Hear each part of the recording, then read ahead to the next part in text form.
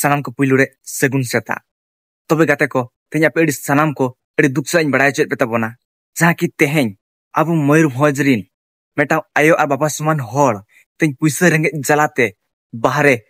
kami kin chalao len ta jaha ki Kendrapara kami kin hej len tahen. Tobe gate ko jokho ekina orak rea somosya ar problem solve lagit te kichu taka puisa dorkarok kan tahe. Ado ona chika unkin gota kata kin je alang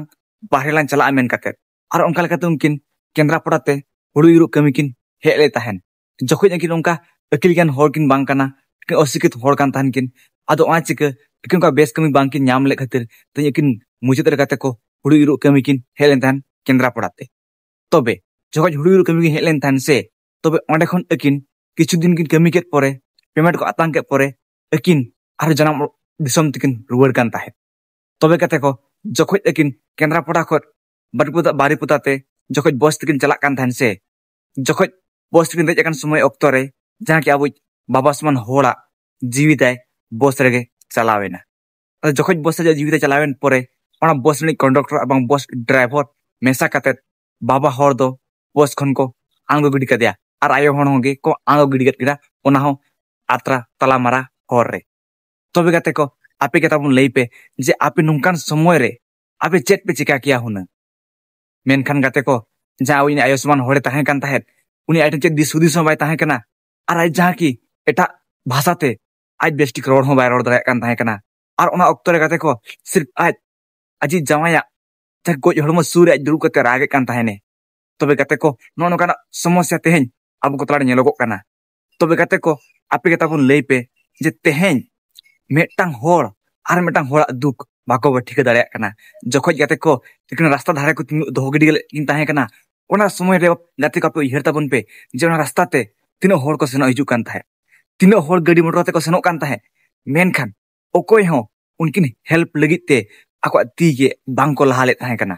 Menkhan gate ko jaki metang adi dayawani hore tahen kana jaki ona sur metang dokan tahen kan tahen ado na dokan ni hor jahay chalui kan tahen kana uni jokhone badai ki a je onde metang hor goj hormo ko ango gidi kate ar aj budhi uni hor ho kate jokhone uni badai ki ase uni edi logon aja dokan bagi hoto kate aj thene hej ena ar jokhone ayo hore kuli kidia ar ayo hor onka udiete cheno bes reply bai em dareyak dia tokhon uni onka lekate jokhoj police thene